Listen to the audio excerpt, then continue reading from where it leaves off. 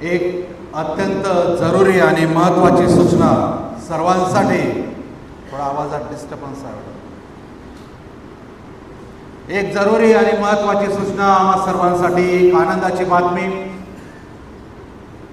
ज्या गोष्टीची आम्ही आतुरतेने वाट पाहत आहोत, उत्साहाने वाट पाहत आहोत, तिची जाणीव, तिची आठवण करून देण्यासाठी आज देवाने मला आपल्यामध्ये आणलेलं आहे. ज्या गोष्टीची आम्ही अत्यंत दक्षता घ्यावी ती म्हणजे माझा प्रभू आणि आमच्या सर्वांचा प्रभू येशू ख्रिस्त लवकर येत आहे. आमेन. लवकर येत आहे आणि त्याची परत एकदा आठवण करून देण्याची वेळ, एक दुसऱ्यांना परत त्याची जाणीव करून देण्याची वेळ, एक दुसऱ्याला रिमाइंडर करून देण्याची वेळ. गाफील राहता कामा नये, बेसावध राहता कामा नये. तयारीत असणं प्रत्येकासाठी अत्यंत महत्वाचं आहे. आजच्या मरणासाठी जो शास्त्र भाग आम्ही वाचला, मत्त्याचं शुभवर्तमान याचा 24वा अध्याय, मत्ते 24 आणि त्याची 48 ती 51 ही वचनं. 45 पासून आपण वाचली, पण आपण जास्त वेळ घेणार नाही. 48 पासून तर 51 ही वचनं जर बाळासाहेबांनी वाचले सुरुवातीला, तिथे आहे, परंतु आपला धनी येण्यास विलंब लागेल असे जर एखादा दुष्ट दास आपल्या मनात म्हणेल व आपल्या सोबतीच्या दासास मारू लागेल व झिंकलेल्यांबरोबर खाईल पिईल, तर तो वाट पाहत नसेल अशा दिवशी व त्याला माहीत नसलेल्या घटकेस त्या दासाचा धनी येऊन त्याला छाटून टाकील व ढोंग्यांना द्यायचा वाटा त्याच्या पदरी मांडील. तेथे रडणे व दात खाणे आहे. माझा आजचा विषयच आहे ढोंग्यांचा वाटा.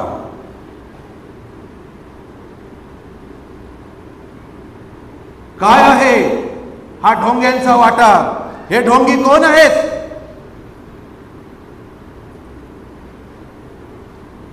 ह्याचं उत्तर आज जर आम्हाला इथे मिळालं, मला वाटतं प्रत्येक जण इथे बसलेला येशूच्या आगमनाच्या दिवशी आम्ही तयारीत असणार आहोत. फक्त हा ढोंगीपणा, हा दांभिकपणा, हा दिखावा, हे मुखवटे जर आम्ही काढून फेकले, ही धार्मिकता, ही खोटे ख्रिस्तीपणा जर आम्ही झटकला, तर आम्हाला तयारी करत असताना कोणत्या प्रकारचं व्यत्यय, कोणत्या प्रकारचं अडखण मग राहणार नाही. आणि जेव्हा माझा प्रभू येईल तेव्हा माझा हात तो घट्ट पकडेल आणि त्याच्या बरोबर तो मला देखील घेऊन जाईल.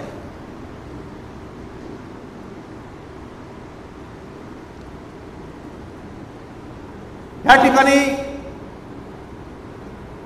एक दुष्ट दास आहे. त्याच्या धन्याने त्याच्यावर त्याच्या घराची जबाबदारी सोपवून तो बाहेर गावी गेलेला आहे आणि तो म्हणतो, मी उस्तपर्यंत माझ्या घराची माझ्या मागे तू काय कर, देखभाल कर, काळजी कर. आणि हा दुष्ट दास पुढे म्हणत आहे, जर आपण नीट वचन पाहिलं तर हा दुष्ट दास आपल्या मनात म्हणत आहे. काय म्हणत आहे? माझ्या धन्याला याला उशीर लागेल, अजून वेळ आहे. आणि बरेच ख्रिस्ती लोक हा गैरसमज पाळून आहेत की प्रभू काय आज येणार नाही, प्रभू काय उद्या येणार नाही. येईल पण वेळ लागेल. आणि त्यामुळे आम्ही विश्वासणारे, आम्ही ख्रिस्ती म्हणणारे आपापल्या इच्छेने, आपापल्या पद्धतीने, आपापल्या सोयीने आम्ही जीवन जगतो. आणि हा दुष्ट दास आपल्या म्हणत आहे आपल्या मालकाला, त्याच्या मालकाला याला उशीर लागेल आणि म्हणून तो काय करत आहे, त्याच्या सोबतीच्या दासास तो मारत आहे आणि झिंकलेल्यांबरोबर खात आणि पित आहे.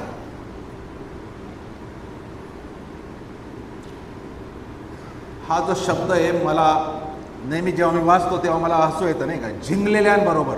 आपल्या पवित्र शास्त्रात तोच आहे का? झिंकलेले. कोण आहे झिंकलेले? आणि हा त्यांच्याबरोबर काय करत आहे, हा त्यांच्याबरोबर खात आहे, हा त्यांच्याबरोबर पित आहे.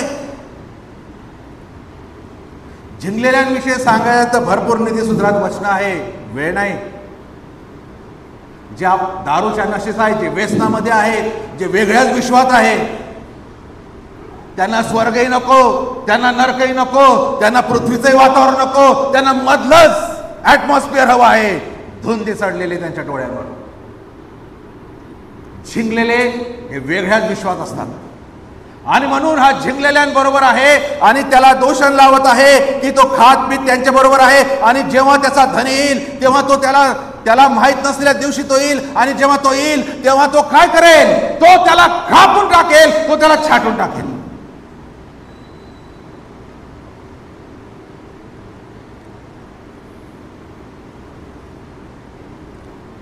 आणि त्याच्यानंतर ढोंग्यांना द्यायचा वाटा त्याच्या पदरी बांधेल. काय आहे ढोंग्यांचा वाटा? काय आहे हा वाटा जो त्याच्या पदरी बांधला जाणार आहे? आणि न जाणो, आज जो व्यक्ती या ठिकाणी ऐकत आहे, न जाणो त्या दिवशी त्यांच्याही पदरी देव बांधतील. आणि त्याच्या आधीच आम्हाला आज सावध होण्याची गरज आहे. आमचं अवलोकन, आमचं परीक्षण, आमचं मूल्यमापन आम्हाला आज स्वतःचं पवित्र आत्म्याद्वारे करून घ्यायचं आहे. हा दांभिकपणा, हा खोटेपणा, हा दिखाऊपणा, हा हे जे ढोंगे आहे ते असे जीवन जगत असतात. आणि वचनानुसार ढोंगी तो आहे ज्याला वाटत आहे की त्याच्या धन्याला यायला विलंब लागणार आहे. एखाद्या वेळेस आम्ही म्हणणार नाही येशूला यायला विलंब लागेल, पण आमच्या कृती, आमच्या ऍक्शन, आमच्या डीड्स हे नेहमी सांगतात की आज तरी काय येशू येणार नाही. आणि तसं बेसावत जीवन आज पुष्कळ लोक त्या ठिकाणी जगताना आम्हाला दिसत आहे. आणि ढोंग्याला द्यावायचा वाटा त्याच्या पदरी बांधेल आणि तिथे त्याला टाकेल जिथे काय आहे, जिथे रडणं आहे आणि जिथे काय आहे, एक शब्द, दात खाणे. आमच्यात किती डेंटिस्ट इथे आहे मला माहिती नाही. दात खाणे म्हणजे दात खायचे. एका ठिकाणी मला एका व्यक्तीने विचारलं, जर ढोंग्यांना द्यावायचा वाटा प्रभू त्याच्या पदरी, त्या ढोंग्याच्या पदरी बांधून त्याला नरकात टाकेल जिथे रडणं आहे आणि जिथे दात खाणं आहे, आणि समजा एखाद्याला दातच नसतील तर तो काय खायचा? बहुतेकांना कवळ्या बसवलेल्या आहेत, त्यांचं कसं होईल?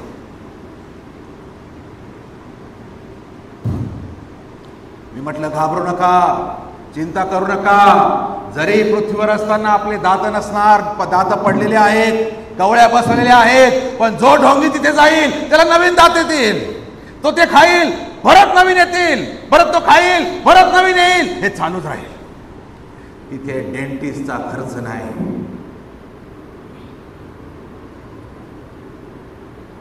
तिथे डेंटिस्टचा खर्च नाही. प्यानो अतिशय गंभीर आहे. दात खाणं म्हणजे काय तर एखाद्याला एवढ्या जेव्हा तीव्र वेदना होतात,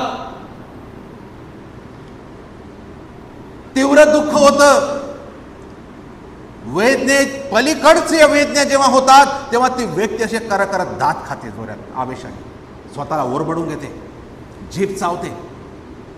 तसल्या प्रकारच्या वेदना त्या ढोंग्यांच्या वाट्याला माझा प्रभू येशू ख्रिस्त त्याच्या पदरी घालणार आहे.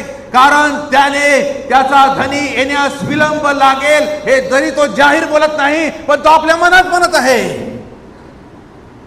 पुष्कळदा आम्ही जाहीर करत आहोत, पण आमच्या मनात हे आहे, आज तर नक्की येशू येणार नाही, अजून तर मला बिर्याणी खायची आहे.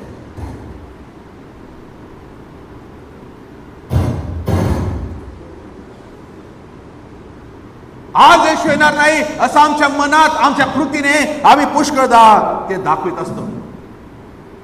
बहुतांश ख्रिस्ती व्यक्ती, ख्रिस्ती लोक काहीतरी मिळेल या आशानेच फक्त त्या मालकावर भिस्त आणि भरोसा ठेवून आहे. आणि येशू म्हणतो तुम्ही माझ्या मागे का येतात? येशू म्हणतो तुम्हाला भाकरी मिळतात आणि म्हणून तुम्ही माझ्या मागे येतात.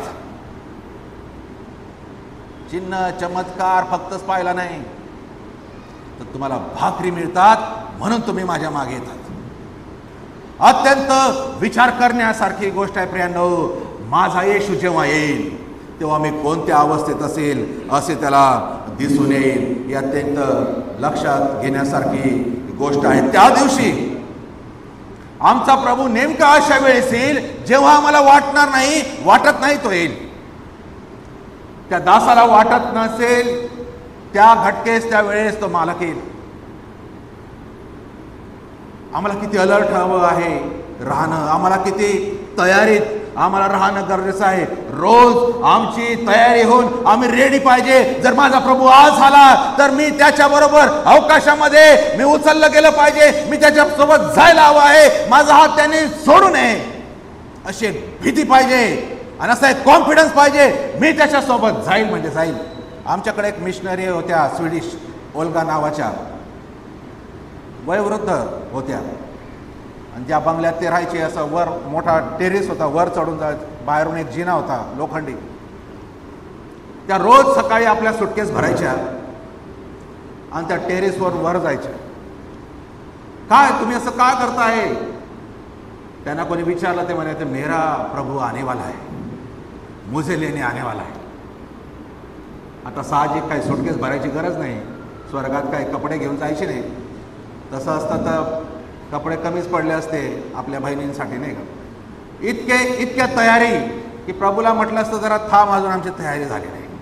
पण त्यांची कृती, त्यांचा तो आवेश, त्यांचं तसं करणं हे दाखवत होतं की ते किती तयारीत आहे प्रभूला सामोरे जाण्यासाठी, प्रभूला भेटण्यासाठी आणि त्याच्यासोबत अंतराळात जाण्यासाठी. त्यांची तयारी पूर्ण झालेली आहे. जरी त्यांची तयारी केलेली सुटकेस त्यांना नेता येणार नाही, परंतु आत्म्यानिशी ते किती प्रिपेअर आहे, किती रेडी आहे हे आम्हाला तिथे दर्शवतं. आणि म्हणून प्रियांनो, आम्ही किती तयारीत आहोत हे आम्हाला त्याचा विचार करण्याची आज गरज आहे. आणि म्हणून 2 कोरिंथमध्ये 5 आणि 11 मध्ये दिलं आहे, म्हणून आम्ही प्रभूच्या भयाची जाणीव बाळगून माणसाची समजूत घालतो. आम्हाला प्रभूचं भय आहे म्हणून आम्ही माणसांची समजूत घालतो. Be ready.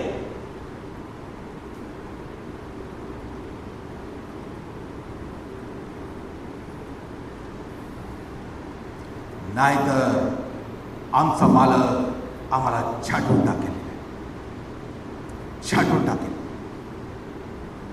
अतिशय कठीण ही गोष्ट आहे. लोक 12, 45, 47 आणि 48 मध्ये आम्ही वाचतो. लोकांचा शुभवर्तमान 12वा अध्याय. परंतु आपला धनी येण्यास उशीर लागला असे आपल्या मनात म्हणून तो दास चाकरास व चाकरणीस मारहाण करू लागेल आणि खाऊन पिऊन मस्त होईल. आपल्या धन्याची इच्छा काय आहे हे माहीत असूनही ज्या दासाने तयारी केली नाही किंवा त्याच्या इच्छेप्रमाणे केले नाही त्याला पुष्कळ फटके मिळतील. ज्या कोणाला पुष्कळ दिले आहे त्याच्याजवळून पुष्कळ मागण्यात येईल आणि ज्याच्याजवळ पुष्कळ ठेवले आहे त्याच्याकडून पुष्कळच अधिक मागतील. आपल्या धन्याची इच्छा काय आहे हे माहीत असूनही ज्या दासांनी तयारी केली नाही,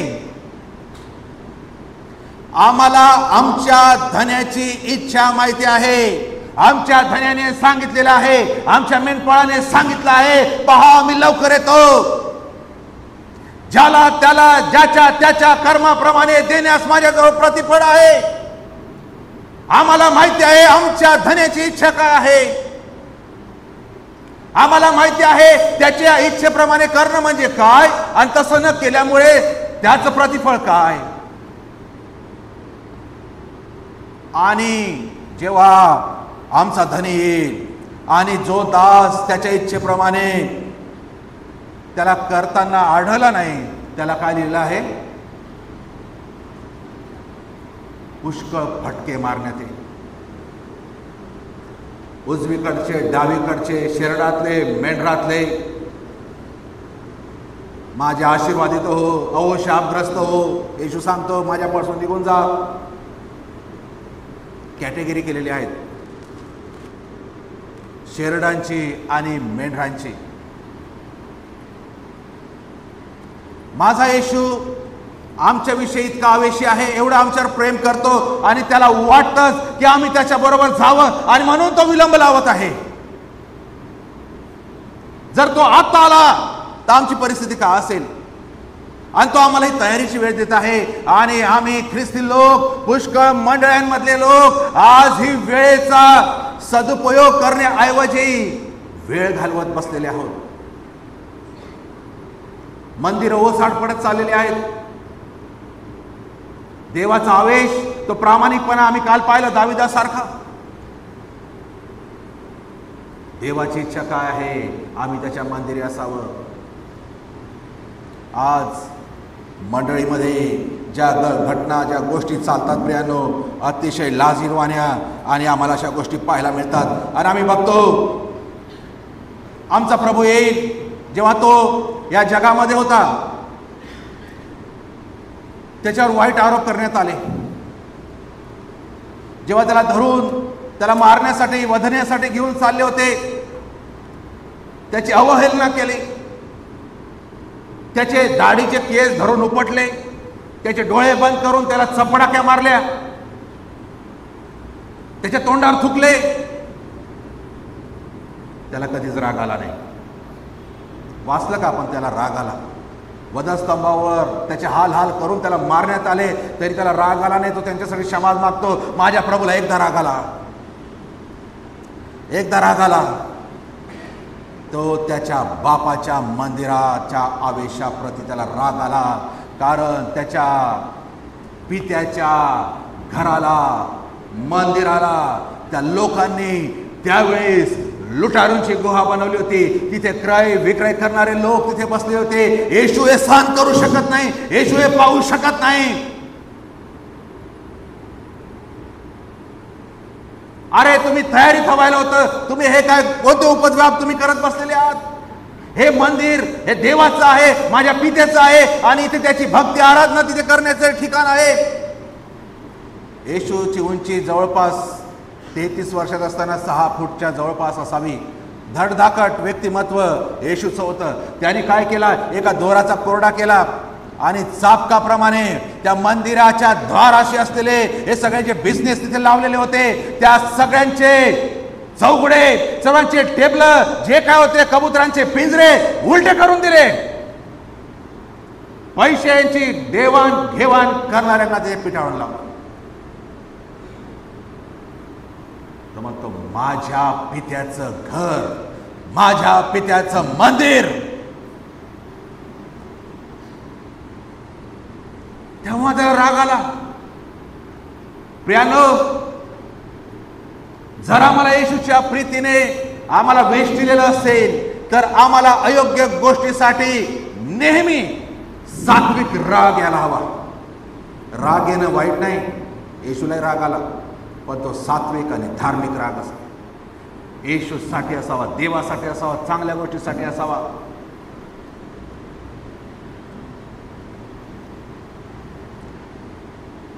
तो म्हणतो माझ्या पित्याचं घर. हे सगळे चर्चेस आज आम्ही बघतो. लोकांनी, पुष्कळांनी त्यांची खाजगी मालमत्ता समजून बसले. क्राइस्ट चर्च बारामतीचं मालक कोण? याचा मालक कोण? जेवढे चर्चेस आमचे आहे यांचे मालक कोण?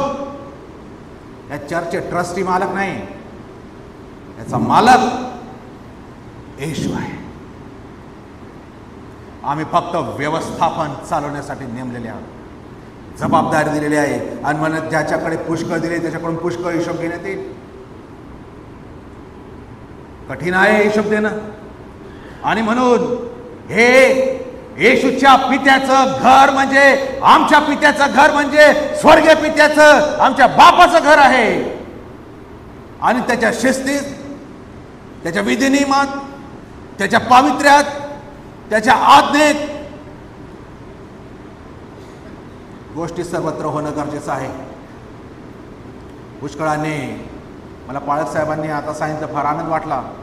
माझी सेवा एवढी झाली आहे आणि मी पुढचे काही लोक बनवलेले आहेत. माझं वय आहे आणि एवढ्या वयाने मी रिटायर होणार आहे आणि एकदम त्यांचा प्लॅन रेडी आहे. काही काही सेवकांनी तर मंदिरच कब्जा करून बसलेले आहे.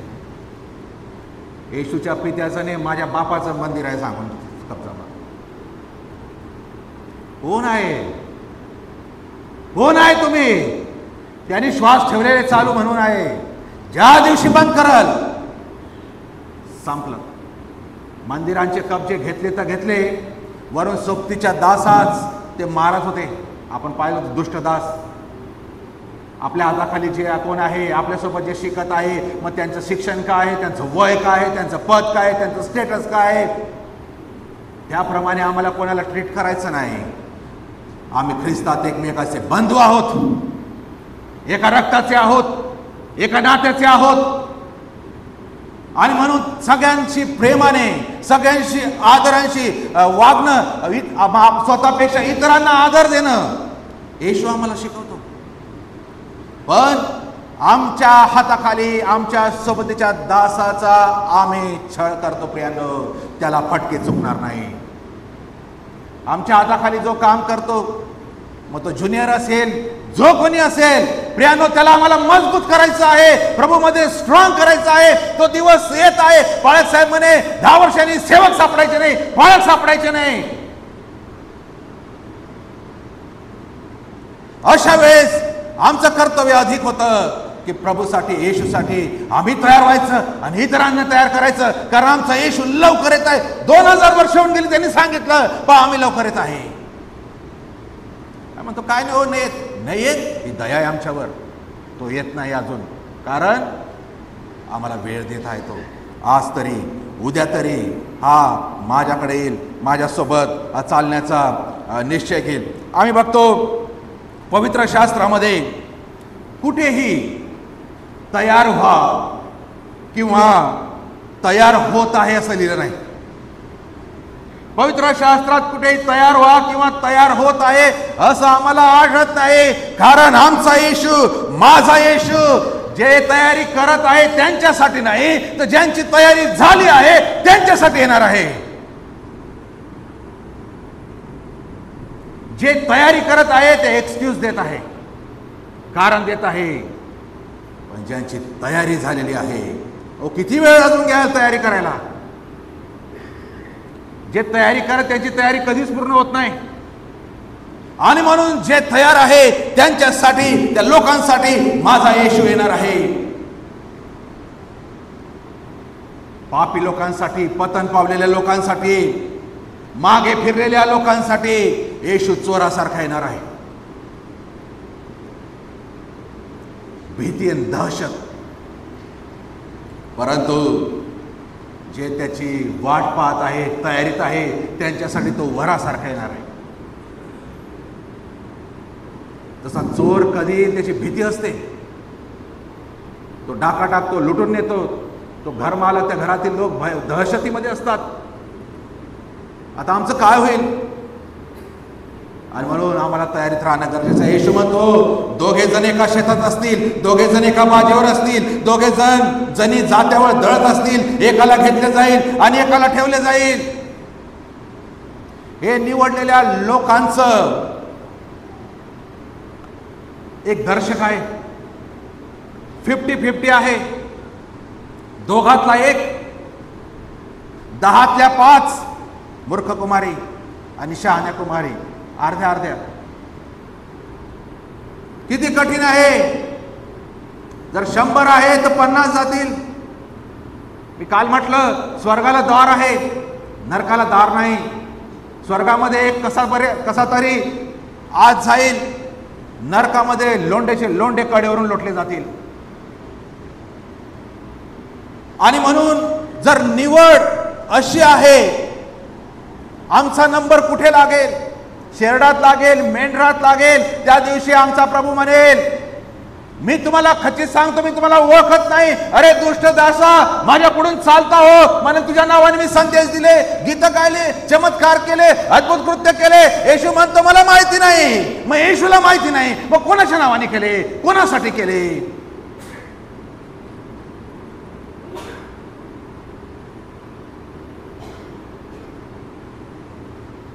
दोघे जण शेतात असतील. शेत म्हणजे मंडळी, पवित्र शास्त्रात त्याला सांगितले मंडळीला शेताची उपमा दिलेली आहे. योहान 4:35 आणि त्याच्या 38व्या वचन आम्ही बघतो.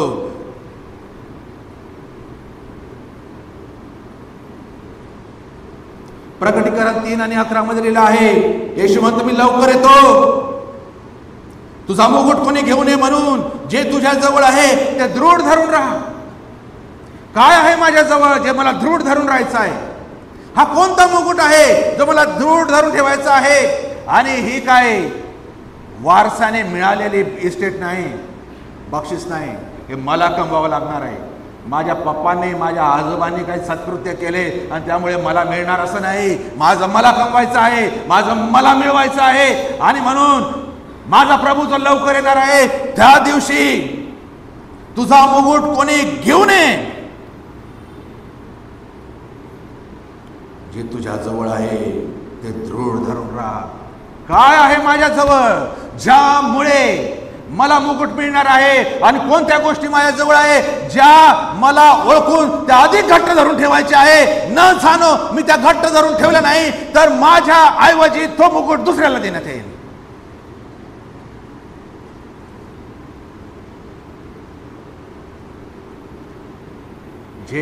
जी ठेव देवाने माझ्याकडे दिलेली आहे, जे कलागुण आहे, जी देवाची प्रीती आहे, प्रामाणिकपणा आहे, विश्वासूपणा आहे, ज्याला ज्या गोष्टी प्रभू मला जमेस धरतो, ज्या माझ्यामध्ये आहेत त्या मला आता पहिल्यापेक्षा जास्त दृढ आणि मजबूत धरून ठेवणं गरजेचं आहे. कारण मला त्या मुकुटाची प्रतीक्षा आहे, माझं लक्ष त्या मुकुटाकडे आहे. जेव्हा माझा प्रभू जो लवकर येत आहे त्या दिवशी मला तो देणार आहे. आणि न जाणो त्या घटकेपर्यंत मी जर ते दृढ धरून राहिलो नाही तर तो मुकुट माझ्या ऐवजी तो दुसऱ्याला देण्यात येईल.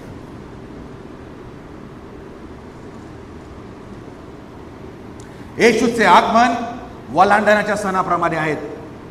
आम्हाला माहिती, मिसर देशामध्ये जेव्हा शेवटली पिढा देवाने पाठवली, घरातील प्रथम लेकरू मारलं जाईल ज्याच्या दारबाह्यावर ते कोकऱ्याचं रक्त नसेल.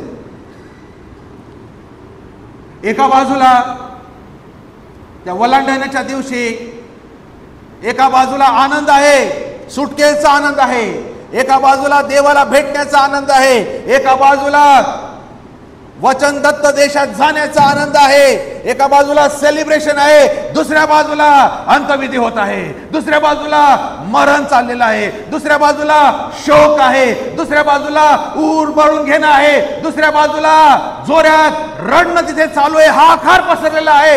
एकाच दिवशी दोन चित्र तिथे आम्हाला पाहायला मिळत आहे. आणि तीच गोष्ट होणार आहे जेव्हा आमचा प्रभू नव्याने येणार आहे. जे तयारीत आहे त्यांच्यासाठी उत्सव आहे, जे तयार आहे त्यांना आमचा प्रभू आपला हात धरून तो वर घेऊन जाणार आहे. क्षणात निमिषात पापनी लववायला जेवढा वेळ लागतो त्याच्यापेक्षाही कमी वेळात आमचं ट्रान्सफॉर्मेशन होऊन आम्ही त्याच्यासोबत जाणार आहोत. एक उत्साहाचं, सेलिब्रेशनचं, ज्याची हजारो वर्ष मंडळी वधू वाट पाहत आहे. तो दिवस आमच्या सर्वांसाठी आनंदाचा असणार आहे. परंतु ज्यांचा हात सुटला जाईल, जे मागे राहतील,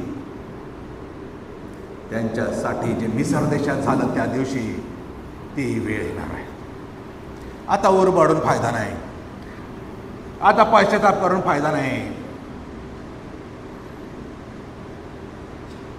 आता देवाला हाका मारून फायदा नाही. जेव्हा नोहाच्या दारूचं दार बंद झालं, हाता ओरडून फायदा नाही, आता हात पुढे करून फायदा नाही. दार बंद, विषय संपला. देव म्हणतो 7 दिवसाचा अवकाश आहे, मग मी पृथ्वीवर पाणी सोडेल. 7 days, फक्त 7 दिवस दिले. एकदा का संधी गेली, नंतर रडून फायदा नाही, नंतर उरबडून फायदा नाही. मी तर असा विचार करतो, आम्ही चांगले ख्रिस्ती आहोत, विश्वासू ख्रिस्ती आहोत, आणि आमचा विश्वास आहे आम्ही तर देवा सांगते, येशू सांगते आम्ही जाणारच आहे आणि तिथे सर्व काळासाठी आम्ही राहणारच आहे. समजा आम्ही स्वर्गात गेलो,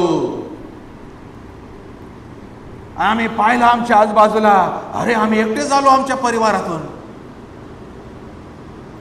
आणि माझी लेकरं तर खालीच राहिली. किंवा लेकरं वर गेली आणि ते बघतील, अरे आमचे मम्मी डॅडी तर खालीच राहिले, आणि माझी मम्मी तर रोज सकाळपासून बायबल वाचायची, माझे पप्पा तर रोज प्रार्थना उपास करायचे, हे कसे काय खाली राहिले. आणि आपण वर आहोत आणि आपण जर खाली पाहिलं की आमचे सख्खे रक्ताचे नातेसंबंध असणारे आमचे मित्र मंडळी जर आमच्या सोबत तिथे नाही, त्या स्वर्गात मला कसं वाटेल. कारण जेव्हा मी इथे होतो मी काहीच केलं नाही त्यांच्यासाठी. किंवा आपण उलट समजूया, आमचे सर्व वर गेले आणि आपण खाली राहिलो, कसं वाटेल. इमॅजिन करा कसं वाटेल. आमचे आई वडील वर गेले, आम्ही खाली राहिलो, किंवा आई वडील खाली राहिले आणि लेकरं वर गेले.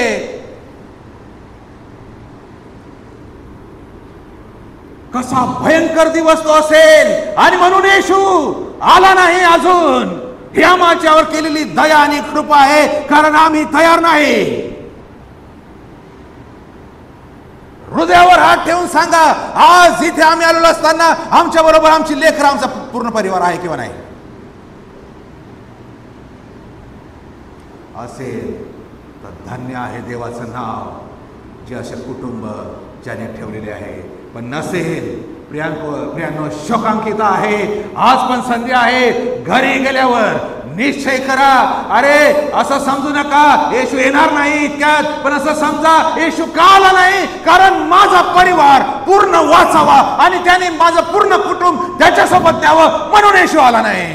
ही दिलेली वेळ आहे, मला लवकर सरत चाललेली आहे. आणि जर मी आज काही केलं नाही, मी आज पण हातावर हात ठेवून जरा साथ बसलो, त्या दिवशी रडायला माणसं सापडणार नाही. जसा मोठा हाहाकार त्या मिस्र देशामध्ये झाला प्रियांनो, इथे जे खाली राहतील, ज्यांचा हात सुटला जाईल, त्यांच्यासाठी तो भयंकर आणि मोठा दिवस असेल.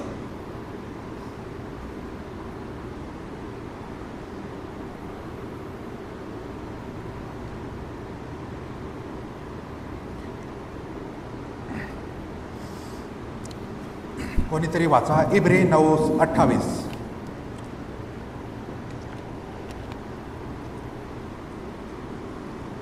इब्री लोकासपत्र 9 अध्याय 28 वचन.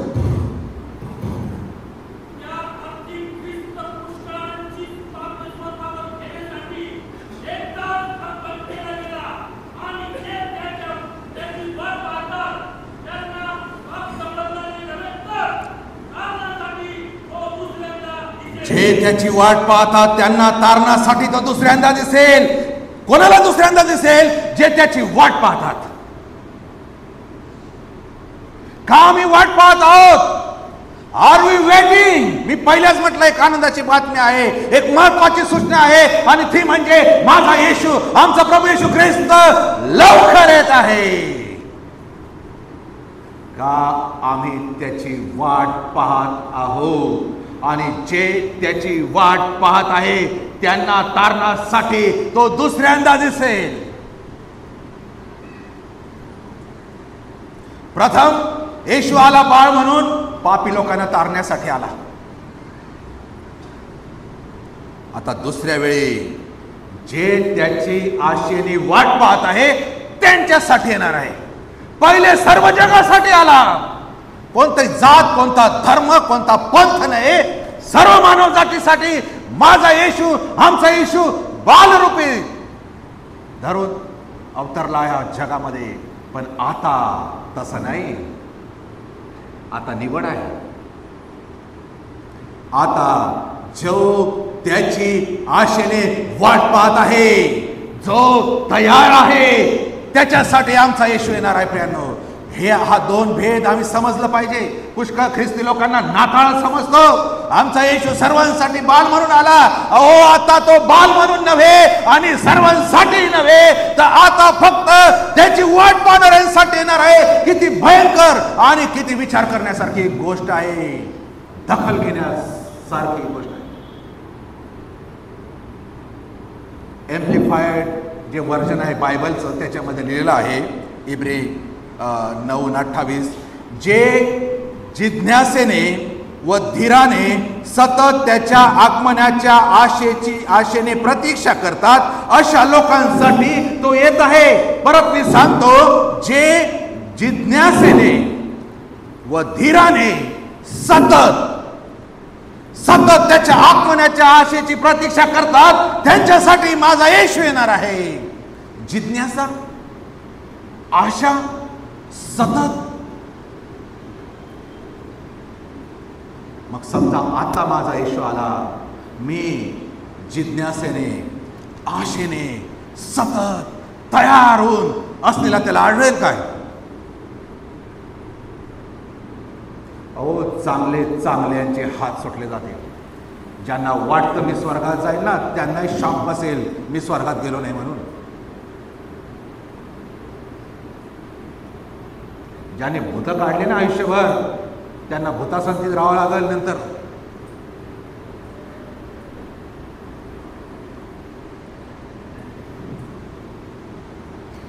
आणि जो वाट पाहत आहे, जो तयार आहे, जो फिट आहे, त्याच्यासाठी आमचा येशू येत आहे. आणि म्हणून बघता दानिएलाचं पुस्तक 6वा अध्याय आणि 20व्या वचनामध्ये राजा दानिएलाला म्हणतो, हे दानिएला, ज्या देवाची सेवा तू नित्य करीतोस त्याला सिंहापासून तुला सोडविता आले आहे का? ज्या देवाची सेवा तू नित्य करतो, नित्य, अविरहित, खंड न पडता, एकसारखी सतत करतो, त्याला तुला सिंहापासून सोडवता आलं आहे का? राजाचं फरमान होतं, केवळ त्याच्याच प्रतिमेला नमन करायचं, त्याची आराधना करायची. कारण दावीद नेहमी प्रार्थना करताना, क्षमा करा, दानिएल नेहमी प्रार्थनाच करताना आढळून यायचा. आणि त्याचे जे जलसी करणारे होते सहकारी, त्याने त्याची कंप्लेन केली आणि फरमान काढायला लावलं. आणि राजाचं फरमान आहे, जो कोणी राजाचं फरमान ऐकणार नाही त्याला एकच शिक्षा आणि त्याची मृत्यूदंड असाय. आणि त्याला सिंहाच्या गुहेत टाकले. भुकेले सिंह अंधाऱ्या कोठडीमध्ये त्याला टाकलं. स्वतः राजा वर महालामध्ये मखमली त्याच्या बेडवर तो तिथे झोपलेला आहे. खाली दानिएल सिंहाच्या गुहेत, भुकेल्या सिंहाच्या गुहेत 1 सेकंदात त्याचे फाडून तुकडे झाले असतील अशा अवस्थेमध्ये तो तिथे आहे. वर राजा सुखसोयीमध्ये आहे, पण त्याला झोप येणार रात्रभर. आणि तो भल्या पहाटेला येतो आणि त्या गुहेकडे जाऊन दानिएला हाक मारतो, हे दानिएला, ज्या देवाची सेवा तू नित्य करतो त्याला सिंहापासून तुला सोडवता आले आहे काय?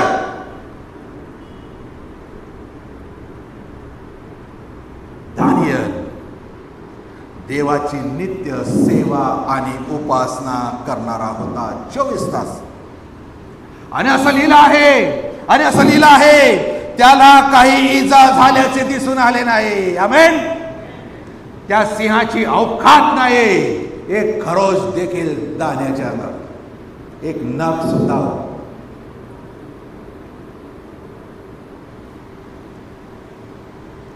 कारण तो नित्य देवाची प्रतीक्षा करणारा व्यक्ती होता. आम्ही कुठे आहोत? आमची कंडिशन काय आहे आज? त्या कोकऱ्याची, त्या येशूची आम्ही नित्य सेवा करत आहोत का? नित्य उपासना करत आहोत? नित्य वाट पाहत आहोत का? जर असेल तर हे सिंह आम्हाला कोणत्या प्रकारची इजा करू शकणार नाही. आम्ही बघतो त्या दिवशी प्रकटीकरणाचं पुस्तक 6वा अध्याय आणि 16 आणि 17 मध्ये लिहिलं आहे, त्या दिवशी येशूच्या आगमनानंतर देवाच्या कोकऱ्याचा क्रोध येणार आहे. आणि ते लोक ज्यांचा हात सुटला जाईल, ज्यांना खाली सोडण्यात येईल असे लोक, आणि ते डोंगरास व खडकास म्हणतील, आम्हावर पडून राजासनावर जो बसला आहे त्याच्या दृष्टी पडून व कोकऱ्याच्या क्रोधापासून आम्हास लपव, कारण त्याच्या क्रोधाचा मोठा दिवस आला आहे आणि कोणाच्याने टिकाव धरेल.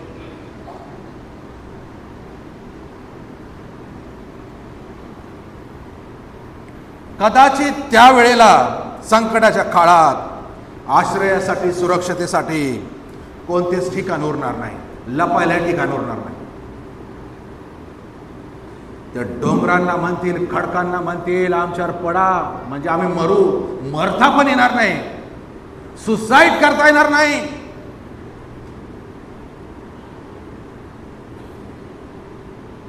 काय सांगता येते? जो राजासनावर बसला आहे त्याच्या चेहऱ्यापासून, त्याच्या दृष्टीपासून, त्याच्या क्रोधापासून आम्हाला लपवा. काय झालं आमच्या प्रभूच्या चेहऱ्याला की त्याचा चेहरा पाहून ते इतके भयभीत झालेले आहेत? काय झालं? आमचा येशू इतका सोजवळ दिसणारा, नाही का, नम्र दिसणारा, त्याच्याकडे पाहून असं प्रसन्न वाटत असेल त्या काळात, आणि त्याच्या चेहऱ्याला काय झालं की ते लोक एवढे घाबरलेले आहे, ज्यांचा हात सोडला गेलेला आहे, आणि ते म्हणतील त्याच्या मुखापासून, त्याच्या चेहऱ्याच्या प्रकाशापासून आम्हाला लपवा. त्याचा चेहरा आम्हाला तर भयंकर दिसत आहे. काय झालं? का ते प्रभूच्या चेहऱ्याचं तेज आता पाहू शकत नाही? त्याचं भय वाटत आहे त्या दिवशी त्यांना, कारण त्या प्रभूच्या चेहऱ्याच्या प्रकाशामध्ये आता त्यांनी केलेली त्यांची गुप्त पातके दिसत आहे. त्यांचीच पातके जे गुप्त केली, जी अंधारात केली, जी एकांतात केली, जी कोणाला माहित नसताना केली, प्रभू सर्वांसमोर ओपन करत आहे.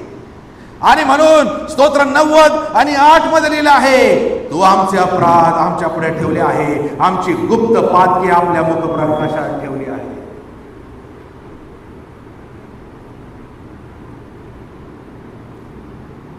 जेवढे आयुष्य मी या भूतलावर जिवंत होतो, जेवढे पातक मी केली जी अजून कोणालाच माहिती नाही, आणि इतके कुलप, इतके पासवर्ड लावून ठेवले, कोणाच्यानी उघडत बी नाही.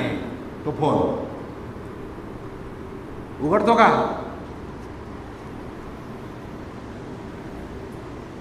त्या दिवशी कोणते पासवर्ड थांबवू शकणार नाही, कोणते फेस स्कॅनिंग तिथे लागू शकणार नाही.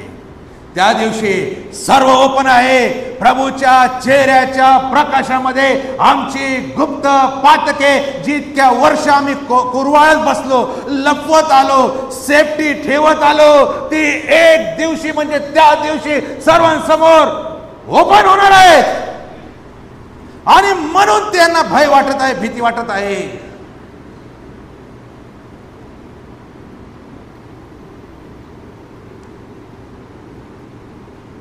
त्याच्या चेहऱ्यावर आम्ही केलेल्या सगळ्या गोष्टी प्रगट होणार आहेत त्या दिवशी. आणि म्हणून ते लोक त्यावेळेस न्यायासाठी तिथे राहणार आहे, परंतु आम्ही प्रतिफळासाठी तिथे असणार. आम्हाला न्यायाला समोर जायचं आमचा येशू येऊन गेल्यावर, किंवा आम्हाला प्रतिफळासाठी तिथे उभं राहायचं. 2 करीन 5 आणि 10 कोणीतरी कृपा करून वाचा. 2 करीन 5:10. किती वेळ? 10 मिनिट.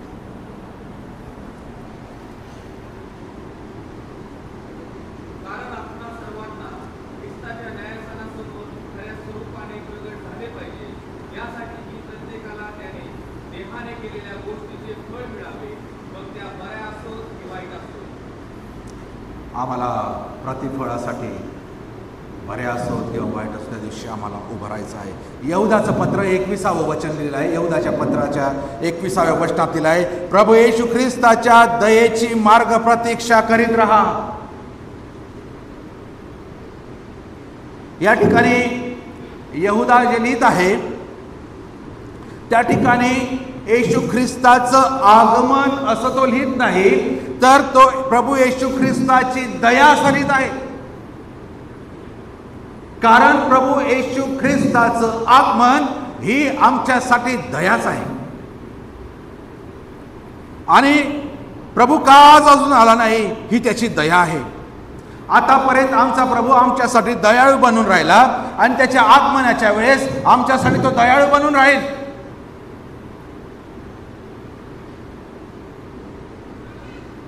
तो आम्हाला सोडणार नाही, तो आम्हाला टाकणार नाही. त्याने प्रॉमिस केलं या युगाच्या समाप्ती बरोबर पर्यंत सदैव मी तुमच्या बरोबर आहे. तुमचा हात माझ्या हातात धरून मी तुम्हाला चालवेल. आणि केवळ त्याची दया आणि त्याची कृपा आहे.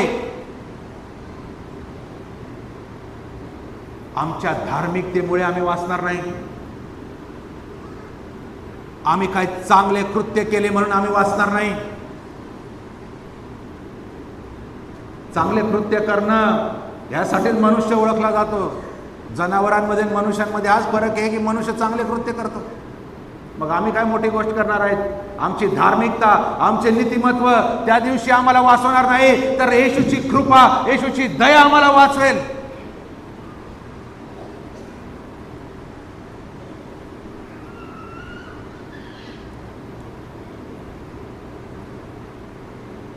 त्या दिवसासाठी प्रभू आम्हाला आज तयार करत आहे. आमच्या जीवनामध्ये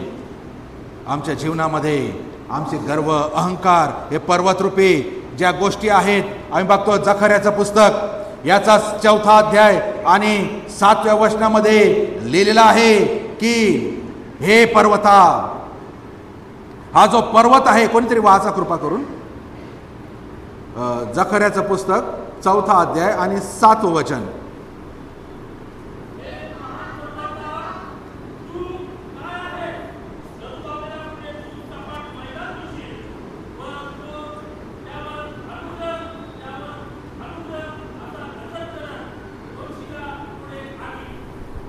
हे महान पर्वता, तू काय आहेस? हा महान पर्वत आमच्या जीवनामध्ये काय आहे? जखर्या म्हणतो आमचा गर्व, आमचा अहंकार, आमच्या एक वासना त्या दिवशी सपाट होणार आहे. हे आम्ही जे डोंगर बनवले आमच्या जीवनामध्ये, त्या दिवशी कोणाचं चालणार नाही. जर आमचा हात सोडला जाईल त्या दिवशी त्या डोंगरांना हाका मारून म्हणतील आमच्यावर पडा. अहो, डोंगर कस काय पडणार? डोंगर कस काय पडणार एखाद्यावर? पण त्या दिवशी ते डोंगरांना हाका मारतील, खडकांना हाका मारतील, आमच्यावर पडा, आम्हाला मारा, आणि मरण सुद्धा येत नाही.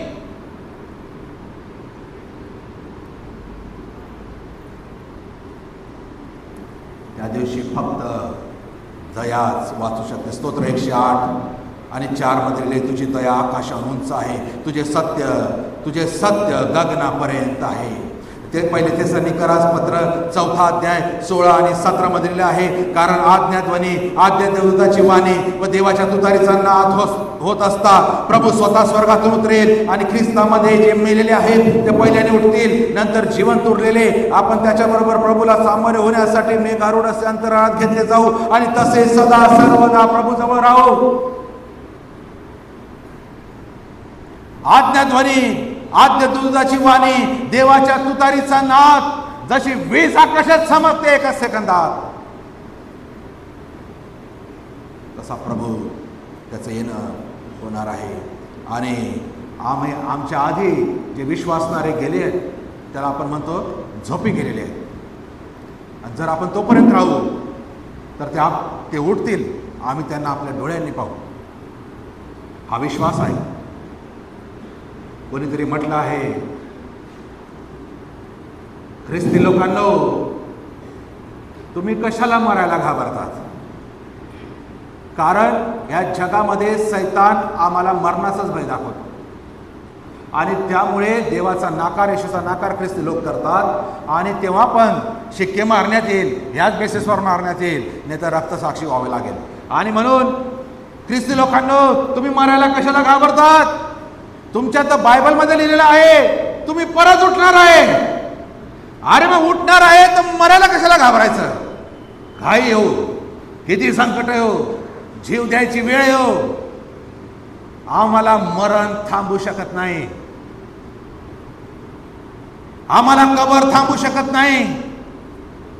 कारण माझा उद्धारक मला एका दिवशी परत उठवणार आहे, असा विश्वास आहे. आणि म्हणून कोणत्याही ख्रिस्ती व्यक्तीला मरणाची आता भीती नाही. आणि मरणासाठी तो येशूला विकू शकत नाही. जसं यहुदाने 30 चांदीच्या नाण्यासाठी येशूला विकलं, आम्ही आमच्या जीवासाठी, थोड्याशा तडजोड करण्यासाठी आम्ही येशूला विकू नये. कोणताही विश्वासू व्यक्ती तडजोड करू शकत नाही. कोणताही ख्रिस्ती व्यक्ती घाबरू शकत नाही. कोणताही ख्रिस्ती व्यक्ती येशूला विकत नाही आणि तो मरणालाही घाबरत नाही. कारण फक्त माझ्या बायबलमध्ये लिहिलं आहे, कारण फक्त आमच्या बायबलमध्ये लिहिलं आहे की आम्ही परत उठणार आहोत. कोण सांगतं दुसरं? कोण सांगतं दुसरं? माझं बायबल सांगतं, माझं देवाचं वचन सांगतं आम्ही एक दिवस परत उठणार आहे. मग जर उठणार आहे प्रियांनो, आम्हाला कोणाचं भय नाही, आम्हाला कोणाची भीती नाही परत. आणि आम्ही येशूसाठी कोणाबरोबर तडजोड करू शकत नाही. या दिवसात प्रभू येशू ख्रिस्ताचं आगमन अगदी निकट आलेलं आहे, अगदी जवळ आले, अगदी दाराशी येऊन ठेपलेलं आहे. आज आम्ही काय आणि कोणत्या आणि कशा प्रकारची तयारी केलेली आहे? समजा मी तयार आहे, माझ्याबरोबर माझी फॅमिली तयार आहे का? माझ्याबरोबर माझी लेकरं तयार आहे का? ते आज फिरत आहे त्यांच्या इच्छेने. आज जर प्रभू येईल आणि माझा हात धरून मला तो स्वर्गात घेऊन जाईल, अंतराळात घेऊन जाईल, तेव्हा माझे लेकरं जर माझ्यासोबत नसतील तर माझं मन काय म्हणेल? ज्या लेकरावर मी एवढं प्रेम करतो, जगातले सगळे सुख त्याला आणून द्यायला मी तयार आहे, आणि तो जर मरण, यातना आणि अग्नीचे चटके जर तो तिथे माझ्या डोळ्यासमोर तो मी जर तो पाहत आहे, माझी काय अवस्था असेल?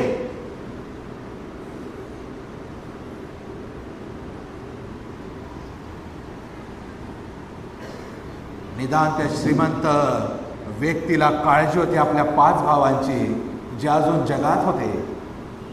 काळजी होती. मला फार आवडतं त्याचं स्टेटमेंट. मी चुकलो, मी जे केलं त्याची शिक्षा मी त्या अग्नीच्या सरोवरात मी भोगत आहे, पण लाजार सुखात आहे. आणि तो म्हणतो, त्याने खूप तो रिक्वेस्ट करतो, पण अब्राम आला पण त्याला काय ते होत नाही.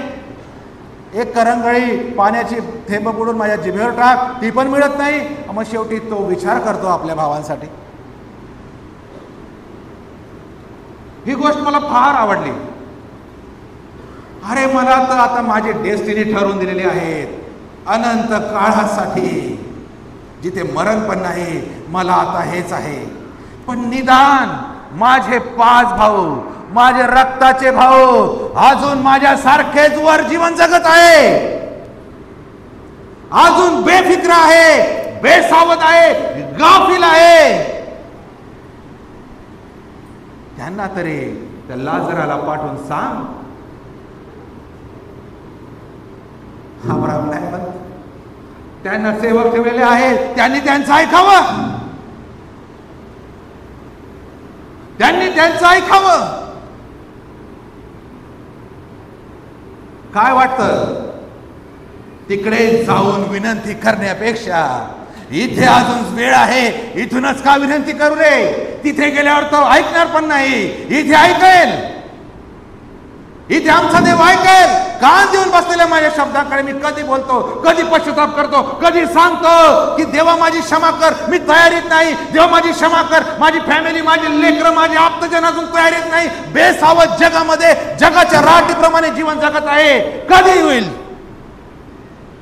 आज प्रार्थना केली, आज विनंती केली, आज मध्यस्थी केली, आज माझा देव ऐके. तिकडे गेल्यावर शक्य नाही. 2 गोष्टी ख्रिस्ती व्यक्तींसाठी गुप्त ठेवलेल्या आहेत. 2 गोष्टी. एक, आमचा शेवट कधी आहे कोणालाच माहिती नाही.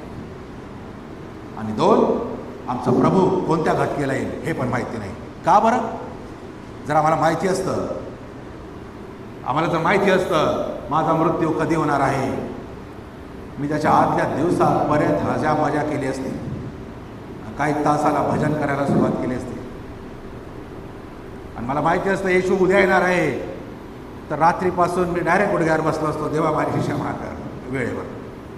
आणि रेस्ट ऑफ द लाईफ मी माझ्या मर्जीने, माझ्या मर्जीचा मालक. अहो हे शरीर देवाने मला लीजवर दिलेलं आहे, लीजवर ही बॉडी दिलेली आहे.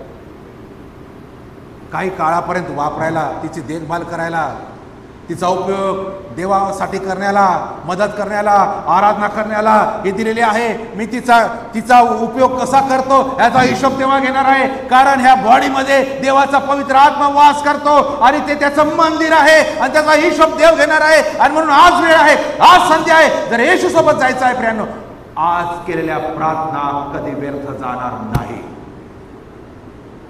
उद्या जर उशीर होऊन मी तिथे जाऊन प्रार्थना केल्या, उपयोग होणार नाही. त्या श्रीमंत व्यक्तीला त्या 5 भावांची काळजी होती. हो, आज आहे का आम्हाला काळजी? आज आहे का आम्हाला कळकळ? आज आहे का आम्हाला त्यांच्यासाठी काहीतरी करायची उत्कंठा? कुठे आहेत आमचे लेकरं? आहे का इथे? कुठे आमचे तरुण? कुठे आमचे छोटे छोटे लेकरं? कुठे आहेत? त्यांना किती वचनं माहिती आहेत? ते काय करतात? ते कुठे जातात? त्यांची कंपनी, मित्र मैत्रिणी कसे आहेत? कोणासोबत ते फिरतात? कोण हिशोब घेईल? कोण याची नोंद कोण ठेवेल? आहे बाप्या, त्याने आम्हाला दिले ते ठेव आहे, तिचा सांभाळ करणं आमचं कर्तव्य आहे. काही हो, सैतानाचं भक्ष होऊ द्यायचं नाही आमच्या लेकरांना. आणि म्हणून त्यांना इथे आणावं लागेल. एक काम करा, आम्ही स्वार्थी होऊन स्वतः एकटे स्वर्गात जाऊ शकत नाही. आम्ही इतके सेल्फिश नाही, एकटे स्वर्गात जाऊ आणि रेस्ट ऑफ सगळे आमचे खाली राहतील. त्या श्रीमंत व्यक्तीला त्याच्या भावाची काळजी होती. मला त्याचं अंतःकरण असं भेदून जातं. ते त्याचं स्टेटमेंट, त्याची दैना अवस्था, ती केलेली काकुळतीची विनंती, ती पण मान्य नाही होत. अब्राहम म्हणतो ते सेवक ठेवले त्यांच्याकडे जावं. आज कुठे आहे? मी ते थांबतो. पण आज प्रभू आम्हाला ज्या गोष्टी दाखवते प्रियांनो, की आमचा येशू लवकर येत आहे, का आम्ही तयार आहे? का आम्ही तयार आहे? आणि नसेल, आज संधी आहे. उद्या असेल माहिती नाही, माहिती नाही. कोणी सांगू शकत नाही. जगात कोणता भविष्यवक्ता सांगू शकत नाही. आज या पण प्रार्थनेचं स्वर्गीय पित्या, तुझा पुत्र येशू, त्याचं आगमन तो लवकर येत आहे. याची आठवण परत एकदा या वेळेच्या निमित्ताने आम्हाला करून दे. प्रभू येशू ख्रिस्त, तू अजून आला नाहीस.